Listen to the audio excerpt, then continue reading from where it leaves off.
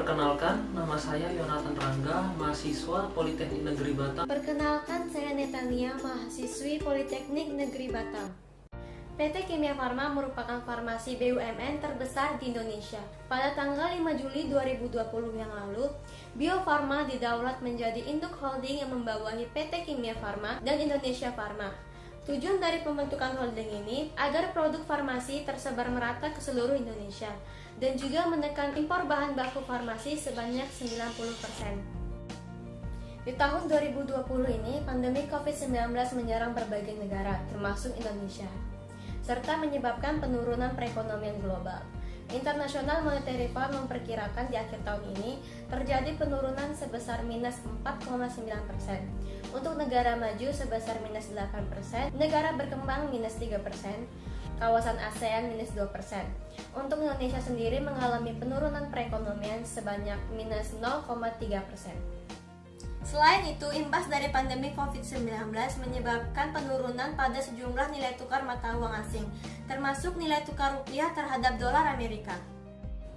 Faktor penyebabnya adalah karena terjadi tekanan terhadap emerging market, serta dipengaruhi oleh analisa baru tentang pandemi COVID-19 dan juga perekonomian global. Risiko resesi dari dalam dan luar negeri turut menjadi faktor utama melemahnya rupiah. Di bulan Juli ini, vaksin COVID-19 buatan negara Cina yang dikembangkan oleh Bio Farma dan Sinovac telah memasuki tahap uji coba fase ketiga. Uji coba klinis terhadap vaksin ini dijadwalkan akan dimulai pada Januari 2021 mendatang. Jika uji coba klinis terhadap vaksin ini selesai sesuai dengan jadwalnya, maka akan diproduksi di kuartal pertama 2021 dengan jumlah maksimal sebanyak 250 juta dosis.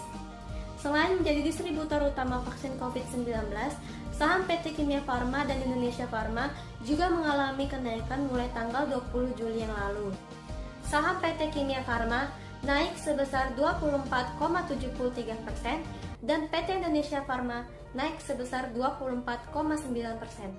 Maraknya lockdown di beberapa negara akibat pandemi COVID-19 juga menyulitkan industri farmasi memperoleh bahan baku impor, sehingga terjadi kenaikan harga bahan baku impor hingga 30%. Kenaikan harga bahan baku impor dipengaruhi oleh mahalnya ongkos kirim. Analisa rasio keuangan mengenai Kimia Farma. Yang pertama, rasio profitabilitas. Karena rasio 1 cukup bagus, cash ratio 0,2 ini posisi nyaman. Quick ratio 0,6 ini menurun disebabkan kenaikan pada utang jangka pendeknya. Rasio profitabilitas. Yang pertama, gross margin 30% itu cukup bagus. Net profit margin 0,17 ini menurun disebabkan kenaikan kepada SG, expense dan juga beban keuangan. Dan kemudian ROE 0,28 ini sangat rendah disebabkan perusahaan kurang mampu untuk memanfaatkan sumber daya yang ada untuk menghasilkan laba bersih yang tinggi.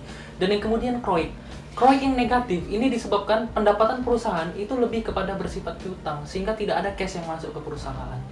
Special ratio, yang pertama free cash flow negatif ini menandakan perusahaan kurang sehat. Net working capital negatif ini menandakan current liability meningkat. Dan kemudian earning yield, semakin tinggi earning yield itu menandakan suatu saham semakin dijual murah. Dan kemudian ROC, semakin tinggi nilai ROC itu menandakan imbal hasil yang kita investasikan itu semakin tinggi.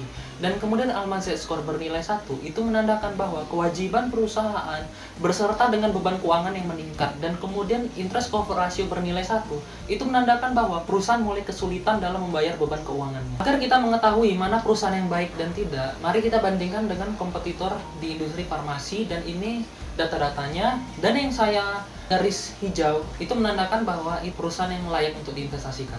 Valuasi yang kami gunakan adalah valuasi Damodaran dengan metode FCFE menghasilkan nilai 1224.